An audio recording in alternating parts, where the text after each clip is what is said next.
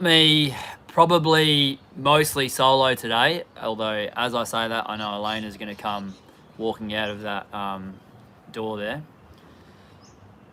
Is everyone ready? So I did a post and we didn't get too many questions really, which is unlike you guys. You're generally a fairly inquisitive bunch. Just gonna come and say hi, guys. Yeah. Do you want to show everyone Darwin? Yeah. How is everyone? Look, here's little Darwin.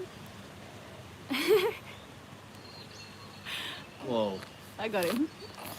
His neck is so strong, hey, it's ridiculous. Yeah, but remember the neck comments last time? We gotta keep that neck supported. Okay, so I wanted to.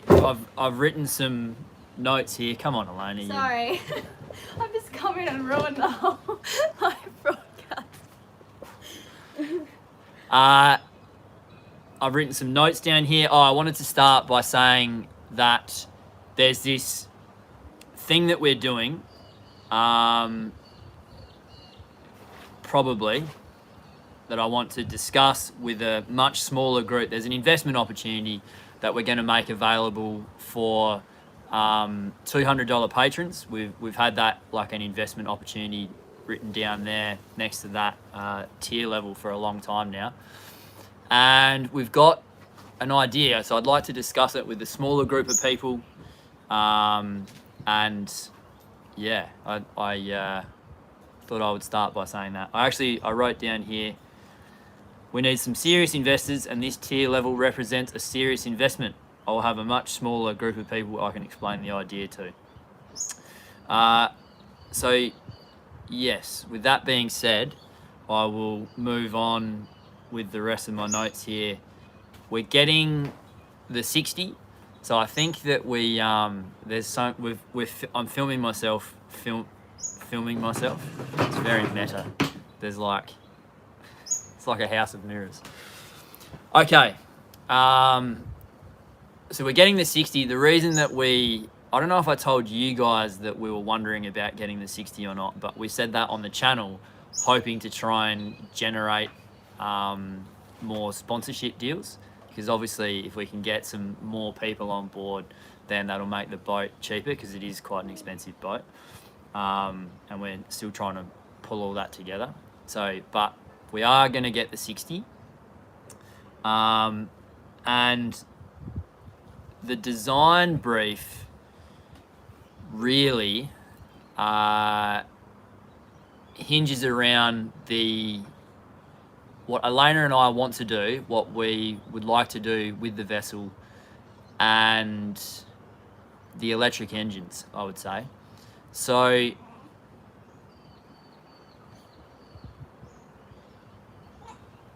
the range with the electric engines. It's a bit cold out here, guys, for little Darwin. I'll see you later. It is.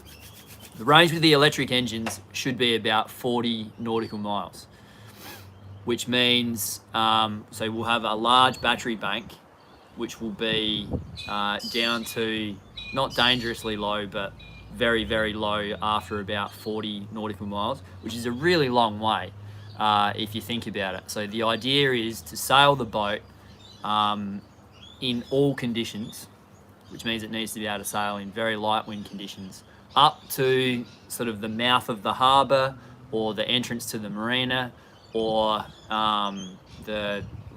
wherever it is where it starts getting too difficult to sail, you get it in right as close as you can to that point, drop the sails, and then motor in.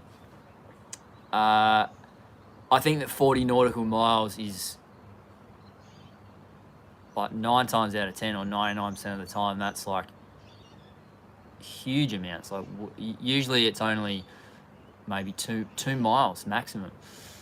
And then the regeneration from the Ocean Vault, the SD15s, is the other part of the equation. So I don't know if all of you guys saw, but I put into Patreon, there's a link here called Rapido information for the live stream. I didn't do that long enough ago to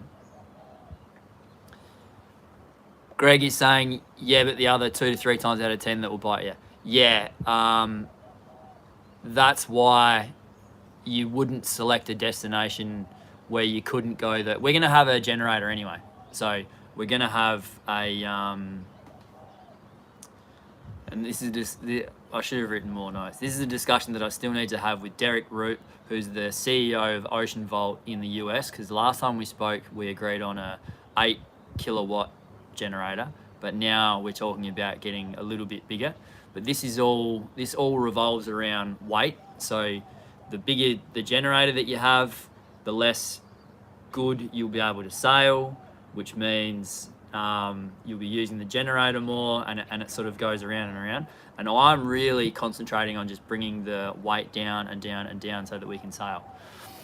Also, with an inlet, you could wait for the tide to change, which would just drag you in. So I mean, that would be very inconvenient for having the 2 kids on board. But at that point, I would say that Elena and I would fire up the generator and go inside, because we're not Lynn and Larry Party. We're sort of we like to be normal cruisers. I don't want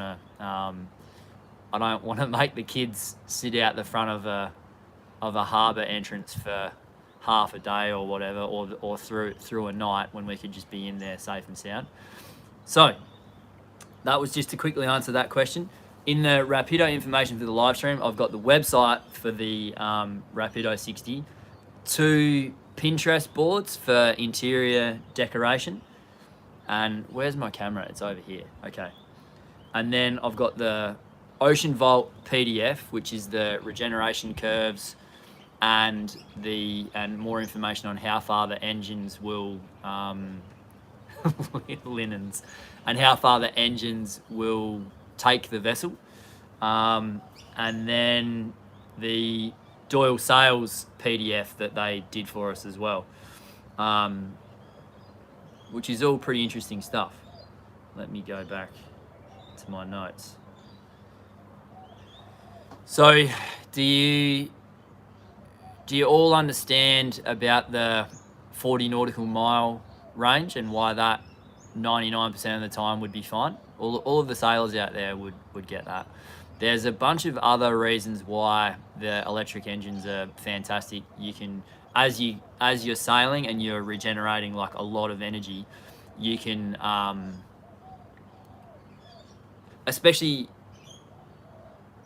if you're heading into the wind and you're getting pushed sideways a little bit, you could just put the starboard side engine just on a little bit, which would straighten up your course. Trimarans, we probably wouldn't even need to do that, because Trimarans just point so unbelievably well. But if it buys you even 3 degrees, that's if you're trying to tack up wind, the sailors out there would know that just saves you huge amounts of time in the end. As your angles go from this to this to this, you're just getting there so much quicker. They're also silent, or very close to silent, which is just beautiful. And you don't need to turn them on, so you can just kick them into gear, which means that, and again with the Trimaran, tacking is just so easy. But if for some reason you needed some extra maneuverability during a maneuver, you could just quickly whack them into gear. And with the electric engines, the torque is very, I don't know if it's high or low, I can't remember, but it means that operating in a marina, you've got huge amounts of power, so it just reefs the boat around one way or the other. Evan, yep, there'll be 2, so the mono hull will sort of come like this, and then we'll have 2 legs coming out the side, which means that we'll still be able to beach the boat. If it happens the way that I think it's going to happen, we'll be able to beach the boat completely, or drive it into sand or whatever. So the draft is going to be just however low the central hull sits in the water. So maybe 20 centimeters, 25 centimeters, something like that. Electric is high torque, instant power. Thank you. I've still got a lot to learn about all this, which is one of the main reasons that I'm so much looking forward to these boat builds. You just need to select your ports carefully until you figure it out on the water. Yeah, but we do have the generator sitting there just in case. My thought, I would like to get rid of the generator after a couple of years, and that's what Ocean Vault have suggested.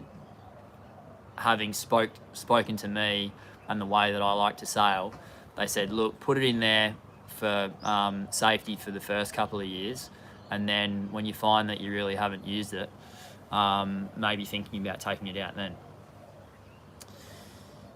Okay, so I had an interesting email from Morelli and Melvin. Who have I got here? Eric Burzins, who I met at the Annapolis boat show. No, the Northampton, I think. Anyway, so there's an email with Pete Melvin, Gino Morelli, Sailing the Vagabond, and their dude here, Eric.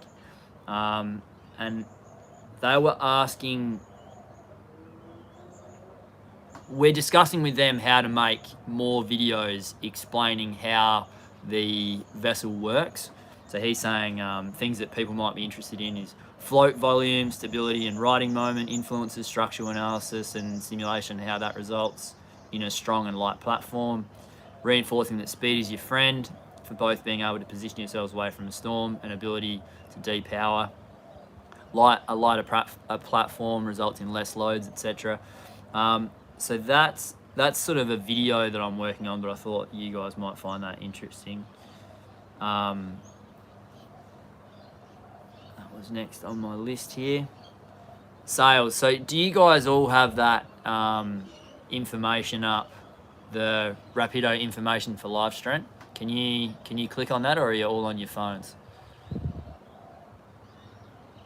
So Greg, with the pointing, I reckon it's kind of it's a bit of a silly question for me to answer because it's just going to change. So as on the Outremer, we weren't pointing very well at all in very light winds, and then as it picks up, you're starting to point very high. So we might have got sort of 43 degrees or something like that as it was getting up to around 15, 16 knots, and then you'll find that you fall further away as the wind and wave increase on your nose and the waves start pushing you off course. And the same will be, put it this way, the Rapido will be pointing as good as racing monohulls. You know, the guys at Rapido would say better, and racing monohull guys would be like, oh, you know, a little bit worse or whatever. But that's the motor regen past 15 knots is just crazy. And we've got two, so we're going to have two engines regenerating. So we hope to, we'll definitely be arriving in places with full batteries, and then as you motor in, say it's 5 miles where you've used 1/8 of your battery bank, then you need to use solar over the next couple of days to replace that, or you don't and you just head out and just go sailing again and use because that's where we're going to get a lot of our power from, is the regeneration from the SD15s.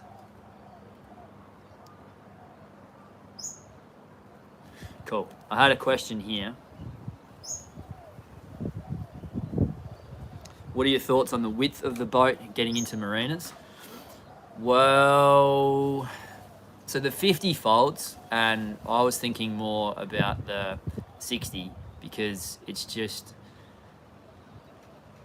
a beast. It's like a world beater. The Outremer was 48 foot, so 50 is 2 foot longer, which would have been, it's longer, so it's better. But 60, I mean, much bigger than 60, and it would be hard to handle. So I think that single-handed, the 60-foot Rapido is just about the ultimate boat, which is sort of why we went for it. So if I go to these, So if you think about my design brief that I've outlined there to you guys, the sails are going to be the most important thing because that's what's going to get us all around the place. So Doyle sails here. I've got the offshore main, which is 125 square meters, and the Solent, which is 71 square meters.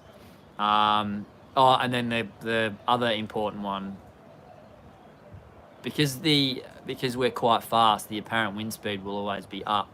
So the cableless reacher, or the screecher they call it, we'll be using that a lot of the time, and that's 149 square meters. Yeah, so for me to handle it, it's about twice as much sail as there is on the Outremer, but the same amount of sail as there is on any other 60-foot catamaran out there. So if there's a Lagoon 60, an Outremer 60, a Rapido 60, a Xioning, an ITA, a Macedon, they're all going to, I've looked at it and they all have very similar square meterage of sail, but because the Rapido is 12 meters wide rather than between 8 and 9, we can just accept a lot more force on us sideways. We're less likely to flip. I mean, I can read out the technical details of all of this, but you're probably better off just going through it all yourself. What's the comparison in riding moment between the cat and the try? I don't know. There's 60-ton loads on the outer rigging. I know that, that surprised me. But if you saw the size of them when I was on board, I was like, oh my god, they're like that. It's crazy.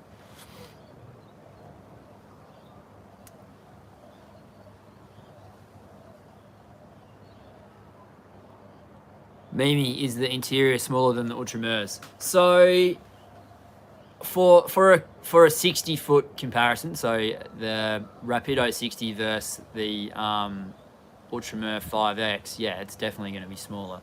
But and I've said 15% smaller. I don't know why. I don't know what that would work out to exactly. But I would say that having been on board both, like I've been on board 5Xs several times, that just, I don't know. The Rapido for us was perfect. It's not that much smaller, and the performance is significantly better. So we were just like really, really happy for that. Less space inside with crew. So there's the master suite forward, which is where Elena and I and the kids will hang out. Most of the time, honestly, on the Outremer, I was sleeping in the saloon because our bed was taken up with Lenny and Elena. There just wasn't enough room, and especially if it gets hot, it's really difficult. So in the Rapido, because it's a much, much larger bed, it's like a king size bed or even bigger, we should be able to have Lenny's cage off to the side, and then a drop down, probably a drop down bunk for Lenny, and then the cage for Darwin, and then Elena and me should be able to actually fit on the bed where we haven't been able to for a long time, which is fair enough. I mean, her and Lenny took up a fair bit of room in that last room. Plan on having AC? No. How about the Dodge Bimini? You consider the Trimaran more safe for kid versus catamaran, like more enclosed space? Benoit. I think that the Trimaran, the thing that I like about it for kids is it sort of comes in and down and then down again, which is very similar to those tanker monohulls with the tub inside. Like I think the Oysters are like that, and the Amels, and I don't think really the Swans are, but it's a very protected space inside that the kid would have to climb up and then up and out again. Oh, the crew, yeah. So that I've spoken about the forward compartment. at the back, again, it's a large bed. So you could definitely get 2 crew in there if they were friendly, and then have another drop-down bunk at the back there. So I think that we could get 3 crew in there if they were keen, certainly 2. But the other thing that I've been thinking about with crew, we're going to Vietnam, and I looked at that, and it's actually a tenth of the price of Australia and many other places. So coming from Antigua to Australia, that's fairly comparable. Antigua's probably a bit more expensive. Going to Vietnam, it's just crazy cheap. So we're going to be able to get a nanny there to help us out, and which means that we'll be able to concentrate on making better videos. And from there, we'll probably go to either the Philippines or Indonesia. It all depends on COVID. So, and this relates to, you see how everything is all related. That's why I keep telling Elena my job's difficult. So I think that we'll be able to get Airbnbs in places like Bali or Lombok and Flores in Indonesia, and Palawan in the Philippines for very, very cheap. And that means that tight space at the back there is very doable, because maybe say we've got Iona and Andre in there, and they're there for 7 or 8 days, and then we arrive at this island and we're like, righto, off you go, you two, you can hang out at this Airbnb, which might only cost, seriously, maybe $30 for a night. And that just means that if you're in those areas for a long time, it just makes everything way, way easier. So that's one idea that we're toying with. It's the dagger board, crank at the helm. What about the dining table? Oh yeah, and then same as with a lot of boats, the dining area opens up and drops down into a bed as well. That would be a bit annoying, but I mean, I'd say they're on a crossing. Do you think the Atlantic crossing would have been different in the Rapido as opposed to the Outremer? So that is a question. That's fantastic. So that is where, if you look at the polars, it looks like the Rapido is about twice as fast as the Outremer. So let's assume then that it's 50% faster, and you're not pushing it as much. That means if you saw it on that Atlantic crossing when we left, and we just dipped straight south, and that's when I got the message saying, hey, are you sure of your course? It looks to us like you've got 8-meter waves coming from 2 different directions, which is like the exact worst thing that you want. And there was 60-knot squalls coming through, and everything was very, very hairy. So when we left, we went directly south, and I know that in a boat that was 20% faster, we would have got through that sort of danger area. I'm looking at myself on the screen here. So there was like a danger area here, and we would have crunched through that and come out the other side, and which would have opened up this safe area for us, and we would have been able to avoid that really big dip south that we did, if you look at our track on the Atlantic crossing. And it just means that rather than doing this and then this and then this again, which is annoying, but it also adds time to the trip, and the longer that you're out there in those sort of conditions, I mean, you need to get across that ocean like as quickly as you can. The more time that you're out there, the more chance that something big is going to gobble you up. So our track, which did look like this, and then up like above the Azores and then back down again, would have looked much more just like a great circle. And that was, I'd been planning this whole thing for the last 2 years. And that was pretty big confirmation for me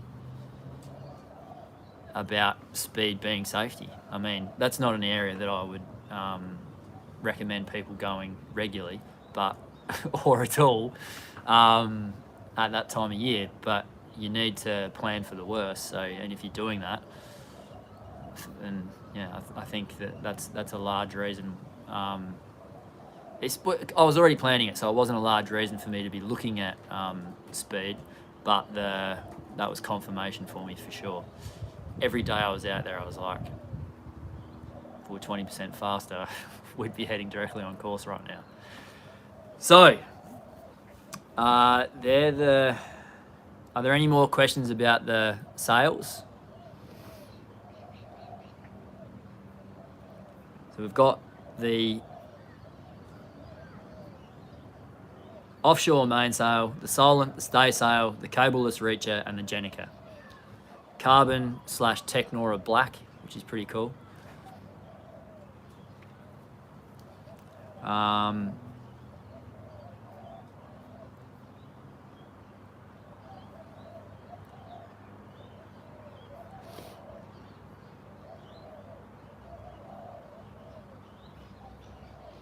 Doyle sails.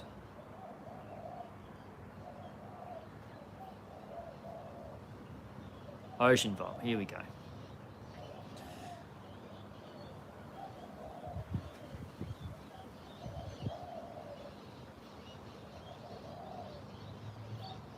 So yeah, the specs on the Ocean Vault, we're going to have 2 servo prop 15s, probably. We might even get away with 10. And that's another reason for a light boat, because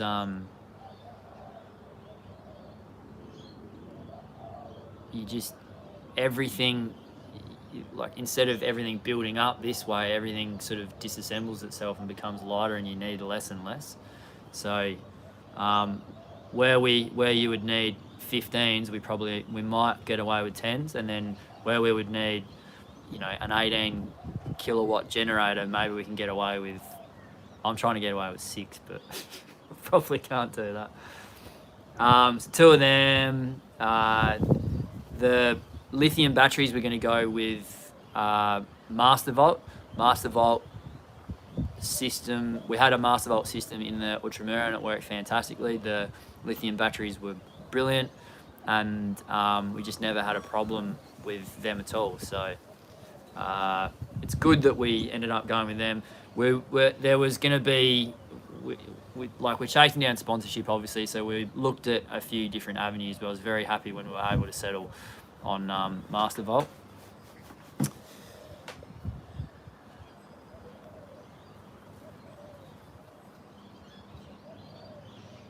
And then, yeah, someone said before, the regeneration curves, the average boat speed, you can see the difference between 10 and 15 and just how astronomical that is. So yeah, if we get 15 knots at 120 degrees, which is exactly how I like it, we're going to be absolutely hammering, and both regenerators are just going to be going off their little nuts. What colour will the exterior be? So we were going to, I'll just tell you guys everything. We're probably going to go a mustard yellow. Like, if you Google vintage car or classic car mustard, then that'll probably come pretty close to how it will look. Like I guess that pillow nearly looks like it in this light. When I'm looking at it, it doesn't really look like what I'm imagining. But for you guys, that's kind of similar. If I put it off to the side, like it would be a bit darker than that. Probably, in fact, almost definitely, we'll go for that. And then there'll be the big black carbon rotating mast, and then some darker sails, and I think it'll look pretty. Don't do banana boat colour. What about the electrics inboard? What are you planning? I think we've discussed that. Flying lady yellow, badass. Bumblebee. Yeah.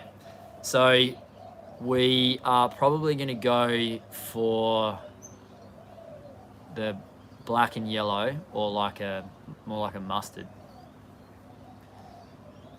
The sails are made of, if I'm not making sense. I'm just answering questions as I go. Carbon, Technora Black. What are they made of? There'll be some wild carbon laminate.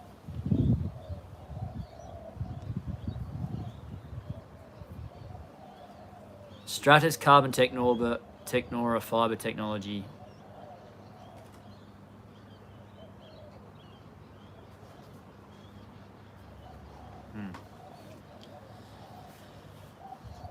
Should we talk about the interior? People were asking about that. So if I go to my Pinterest board,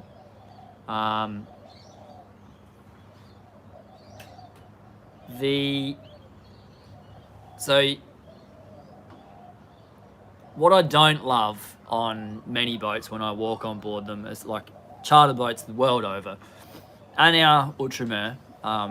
It's a very nice boat, but I prefer a different style, because frankly they all just look identical, like a modern apartment, and that's not mine and Elena's jam, baby. So all those boards that they put up, which hides electric runs and all that sort of stuff, I'm really trying to steer clear of all that, and like just leave stuff. Like I don't want to spend extra money sanding and then painting if it doesn't make it actually look any better. So that'll be the benefit of being there. I'll be able to say, right, Paul, that's it. We're happy with that. No more sanding. Let's down tools. We can, I don't know, go and have a beer. Like, let's just leave it at that. And that's the idea behind having raw-ish carbon. Like, no, we don't want water ingress. No, we don't want the kids to be scratching themselves. No, we don't want any sort of safety issues with like little bits of it being able to break off and getting into clothes and whatever. So with all of that aside, I want it to feel like a boat and feel very raw, and then I can base the interior design around that. So if we've got black walls, if you look at our Pinterest here, we're going to want some green plants around the place, light ones, light green plants, with not much soil inside, but you'll find that we'll have them around the place. And there's massive windows, so I'm thinking that there's going to be a lot of light coming in. And if it is too dark, then we will sand one back and we will paint one white or have a feature wall or something like that. So I think when we were discussing this, it's sort of like a industrial, edgy, nautical theme that we've gone with. And I think at some stage I'd like to do a chat with everyone where we're on Zoom or something and I can go through an industrial, edgy, grungy, nautical greenhouse. So that I can point at stuff and you guys can go, okay, well, what are you going to do here? And I can say, all right, well, I'm going to do this. Or I might do a big video on YouTube, but what are the key safety features on the Rapido that you would like to share?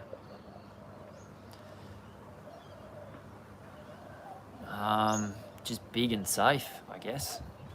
Being 12 meters wide is a massive boon in really difficult conditions. So in the worst conditions, I would be very happy to be on board. Haul out problems, Natalie. That would be a single crane will come down and just hook around the main hull. So it's actually really not a problem at all. The main safety things about the Rapido. I would say that it goes a lot closer to unsinkable than any other boat that I've seen. If you look at all of the different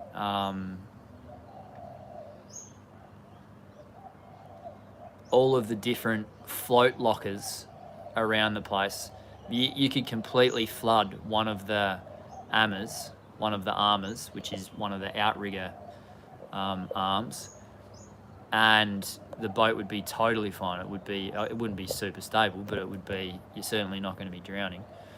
So there's that. It's a lot of boat, which just means in really bad weather it's it's a lot safer. Is your hull already infused, or will you show us the infusion process onwards? We can't get into Vietnam at the moment. So we're currently, we've got Darwin's birth certificate. Then we need to send the birth certificate to Canberra in Australia so that we can get his passport. No, we're getting the passport and then we're sending the birth certificate to Canberra to organise a visa for Vietnam, but we don't know whether we'll get the visa. So Elena and myself and Lenny do.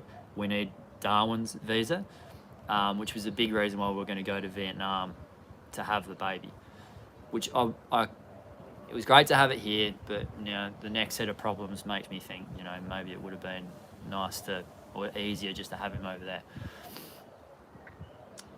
So because we can't get in at the moment, I've said to Paul, hey, just start. Like, don't wait for us, because like we don't want to be stuck here making videos that aren't about sailing and then get over there and spend another 8 months not on the water. Like, I think that you guys and our audience will be looking forward to us of getting back on the water as quickly as possible.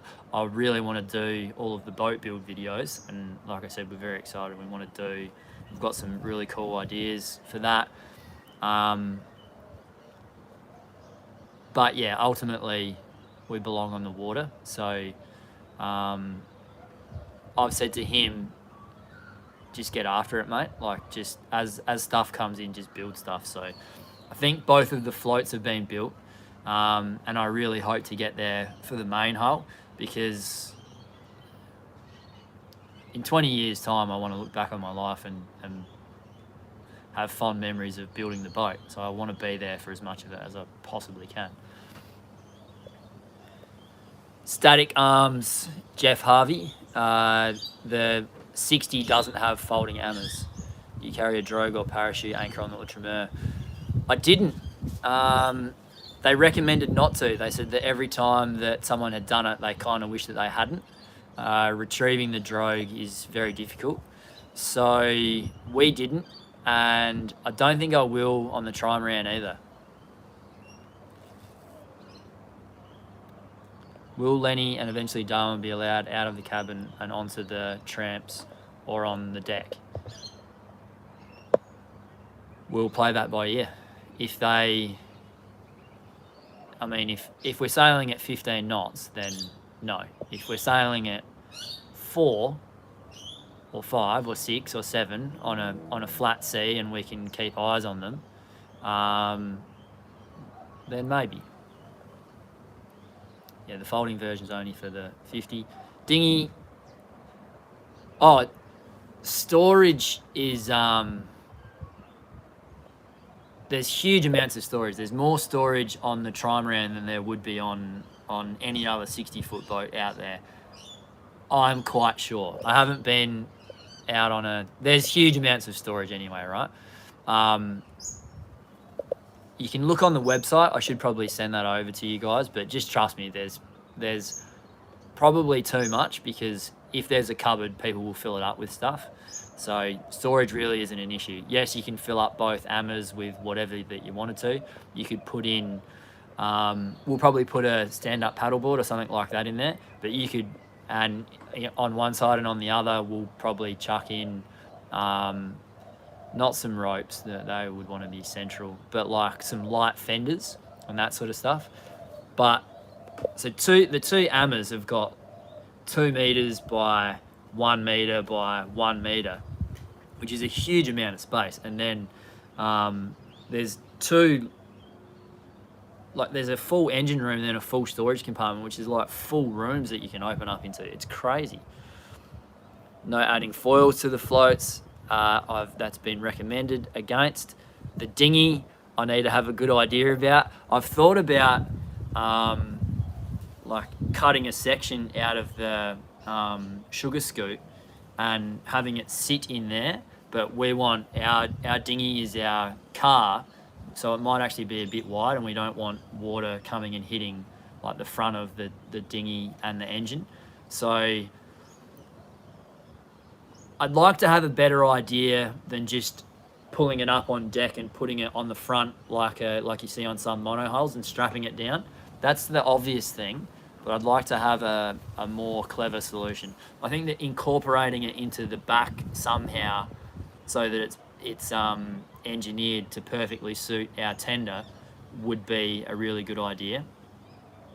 But it would need to be low as well, because another part of my design brief that I spoke to you guys about was I want to be able to see from the cockpit out the back and just see the ocean, because that's the beautiful thing that I want to look at, and I assume that everyone else wants to as well. Well, you should. And I also want to be able to be from the helm, being able to look down at Elena. So yeah, it's no good to have a big tender hanging up in the way, swinging around at the back there. I want that low. So yeah, there's some things to consider there. Does the extra storage allow for a washing machine? Absolutely not. Although, I really like our dishwasher that we've got in here. I've never used one before, but because you take the dishes away and you put them in, and then the sink's clean straight away. Rather than, I guess I could dry my dishes, but I never do that. Just check these PDFs, epic specs, yes indeed. Tender garage. Folding rib, no. We're probably going to go an OC tender, which are those guys that operate out of New Zealand. They've got really light carbon fibre tenders. They're pretty expensive, but we really love them. So is fishing on a passage still possible, or will you be in a new league of speed? We'd have to put different lures on, I'm sure, but no, it would be fine. And you just spin around and backwind the sail. I don't fish as much on passage anymore because I really, really love spearfishing, and the freezer's usually full. So it's not really necessary.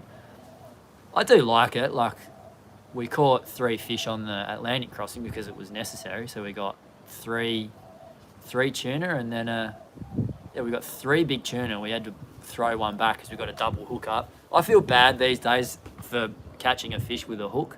I like putting them out of their misery like really quickly. And then we got a dolphin fish on the way in as well. Yeah. Not an electric tender.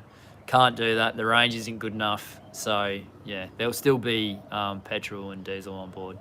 How would the boat fare during an EMP attack? In the US and Australia, they're saying that there are possibilities of this happening on land anyway. I don't know. I don't know, mate. It's not something that I've considered. Good during EMP attacks, zombie apocalypse, and transformers. What does Rapido normally do with the tenders? So on Romanza, they pick it up and they swing it in between the solar panels and the arm that goes out to the large carbon arm that connects the whole boat together. I love that boat and I love those guys to death, but I don't think that's a good system. It's a bit clunky. But yeah, it's good for to quickly get it up on deck, but yeah, it's not a real good. How about having a jack plate that could be mounted quickly to throw the tender engine on, or something larger horsepower in case of running out of juice, or would that not budge the 60?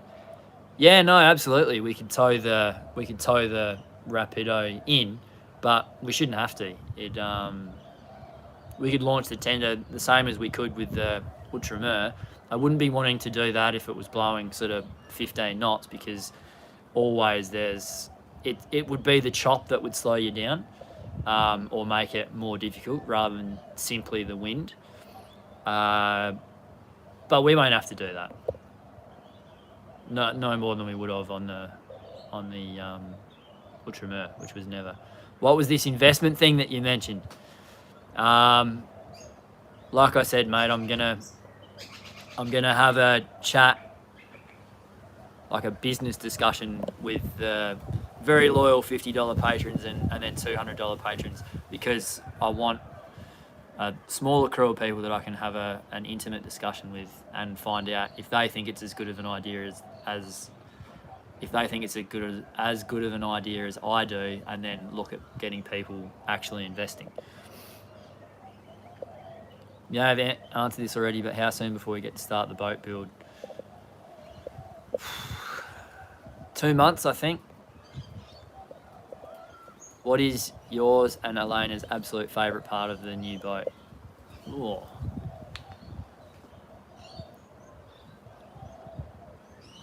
I think it's going to be fun, which is important. You know, you're spending so much time on it. So having a boat that's really fun to sail is like, for me, it's very, very important. And Elena, we both like it because it's sort of different and cool. But yeah, I don't know exactly what she thinks is the best thing about it.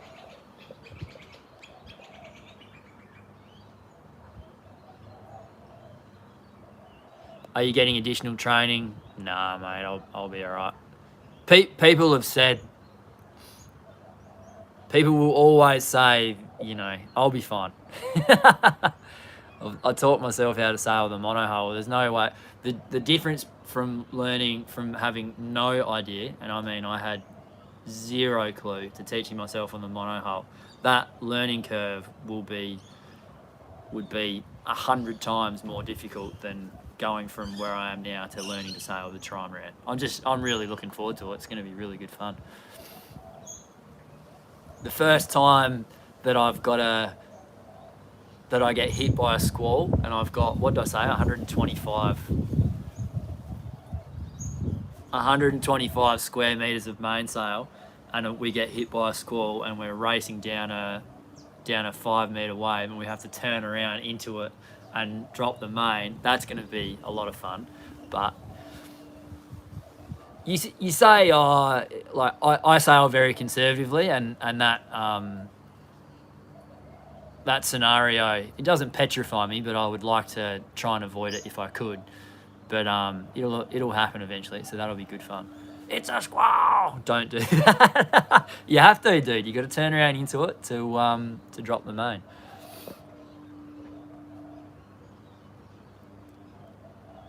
So you will be hands-on in the build, or mostly supervising and directing design ideas? I want to be pretty hands-on. We'll see how that plays out. I really want to be in there with people. I want to be efficient, so I don't want to sit there sanding for 3 days straight. Like I know I'm going to get to do enough sanding throughout the whole thing that I don't need to be chasing those difficult jobs, because they'll always be there. But I'm most interested in learning, so watching them mix the resin and then doing it myself and getting in there. And yeah, I guess I'll be very hands-on to answer your question. I'm there to learn how to build a boat, so and film it and explain to you guys as well. So yeah, cool. Should we wrap it up a bit? You don't want to be looking over their shoulders. No, I don't want to annoy anyone. I'll end up, I hope to end up friends with some of the crew. That would be nice. Go and have some Vietnamese meals at their houses. Get Lenny to play with the kids. I think I might I'll buy timeshares. Don't do that. It's a squall. Will the Rapido logo be the same? No, we're doing a new logo. We're doing a new logo. All right, cool, guys. I might wrap that up. We didn't do a lot of the interior design, did we? I think that we might need to do. Yeah, I think I'll do it on YouTube for everyone, so that we can dive right into the interior design, and I can overlay the B-roll onto my video so I can explain it a lot better. And yeah, I think that would be better than doing another one-on-one with you guys. But next time we'll have Lenny and Darwin and Elena here, and I'm sure you'll all enjoy it a lot more. And yeah, thanks everyone. Bye bye.